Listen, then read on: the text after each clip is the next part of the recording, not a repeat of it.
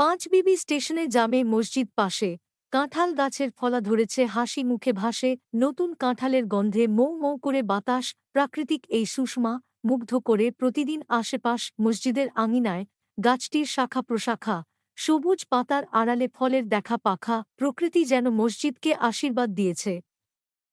পাঁচবিবি স্টেশনের মসজিদ কাঁঠালের সোনা মেখেছে, প্রত্যেকটি কাঁঠাল সোনা রঙের ঠাসা। মসজিদের শোভা বর্ধিত, গাছের ফলের কাঁসা, নতুন কাঁঠালের ঘ্রাণে মন ভরে যায়। মসজিদের চারপাশে আনন্দের ধারা বয়ে যায়। প্রতিদিন সকালে সূর্য ওঠার পরে কাঁঠালের গন্ধে বাতাস ভরে, মসজিদের মুসল্লিরা দেখে মন ভরে। প্রাকৃতিক এই ফলন যেন সবার অন্তরে। পাঁচবিবি স্টেশনের এই মসজিদ কাঁঠাল গাছের তলায়, নামাজ শেষে মানুষ দেখে সুখের জ্বালায়। মসজিদের আঙিনায় ফলের সুরভি, কাঁঠালের এই ফলন যেন সবার প্রিয়। এই মসজিদ ও গাছ প্রকৃতির এক আশীর্বাদ।